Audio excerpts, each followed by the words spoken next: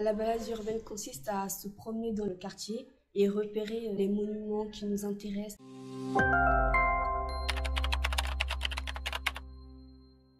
Qu'avez-vous pensé de la balade urbaine sensible?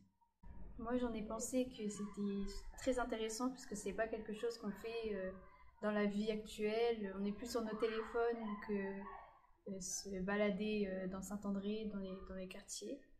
1873, c'est date de la création de la première mairie, qui ne ressemblait pas du tout à ça, qui ressemblait à ça, c'est-à-dire un pavillon avec deux ailes, on le voit bien, lui, avec deux ailes en retour, en forme de U, avec une cour centrale. Puis, en 1933, c'est l'agrandissement.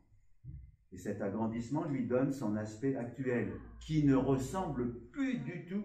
On a fait table rase du passé, mais alors ça a été superbement bien fait par un architecte. Vous avez vu la qualité de la façade, l'harmonie de l'architecture, le petit clocheton qui est mis un petit peu en travers pour donner du mouvement avec les horloges.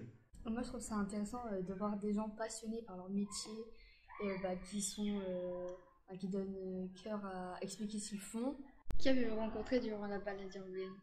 Durant la balade urbaine, on a rencontré un couple qui vient souvent aux Éplins, qui nous a expliqué pourquoi ils aiment ce lieu et ce que ça leur procure. On habite Saint-André, donc on habite à 5 minutes d'ici.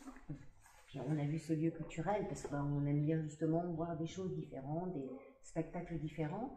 Et puis auparavant, avant que ce soit le Zeppelin, c'était une maison des jeunes de la culture, c'était une MJC, maison des jeunes de la culture. Donc nous on l'a connue en tant que MJC, donc on y venait voir les activités, faire des activités ici. Et ensuite, ça a été transformé en lieu culturel, mais culturel au sens pluriel. Pluriel, ça veut dire qu'il y a plein de choses différentes. On a également rencontré le service culturel de la mairie. On a posé des questions sur l'environnement et nous ont demandé si on connaissait des moyens pour rendre la planète plus vivable. Aujourd'hui, quand la mairie elle va dire bah voilà, moi je vais mettre tout cet argent là pour nettoyer la ville, en vrai si les gens étaient propres, c'est de l'argent qu'on pourrait mettre dans autre chose de plus cool. On pourrait payer plein de spectacles super chez Marion, et ce serait très cool. Et en fait, on est quand même dans une ville où il y a une vraie histoire avec des usines, de la chimie, etc. Et donc c'est un chimiste. Et la spécificité d'André le chimiste, c'est qu'en fait un géant généralement ça a une jupe de géant sur un panier en osier. Donc ça c'est vraiment un géant traditionnel. En gros vous avez un porteur de géant qui entre à l'intérieur, vous avez un système de portage, il le soulève et il le porte. Donc il vaut mieux être plusieurs quand même, hein, parce qu'on fait quelques petits kilomètres, c'est un petit peu lourd. Qu'est-ce qui t'a plu durant la balade urbaine? Ce qui m'a plu dans la balade urbaine, c'est pouvoir prendre des photos de ce qu'on aime et ce qui nous a touchés dans différents lieux de Saint-André. Les photos représentent nos émotions, soit des photos qu'on aime bien, des photos louches mais très, très marrantes. Enfin, c'est plusieurs émotions en même temps. Alors moi ce que j'ai aimé pendant la balade, c'est qu'en fait quand ça change de l'école, en fait on a fait cette balade parce que pour montrer ce qu'on aime dans la ville et que comme on est dans la ville, on n'a pas forcément le temps de s'arrêter et dire ce qu'on aime. Du coup on passe à côté de plein de choses et ça change de rester à l'école tout le temps comme ça. Du coup c'est bien. Et aussi du coup on a fait nos textes, on a dit ce qu'on aimait et tout et après on a traduit en espagnol. Et pour les élèves qui sont en Ulysse, on a traduit aussi pour eux en espagnol parce que comme ils ne font pas espagnol, du coup voilà.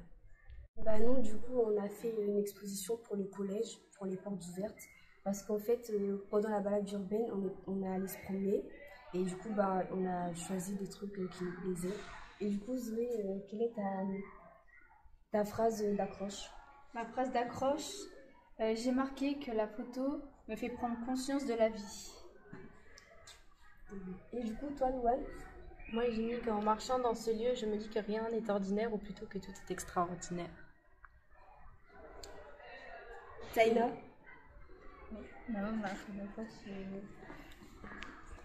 C'est chaque jour est une chance, mais encore faudrait-il savoir comment la saisir. Ou G, il y a des moments qui marquent, même si on ne sait pas pourquoi. Merci.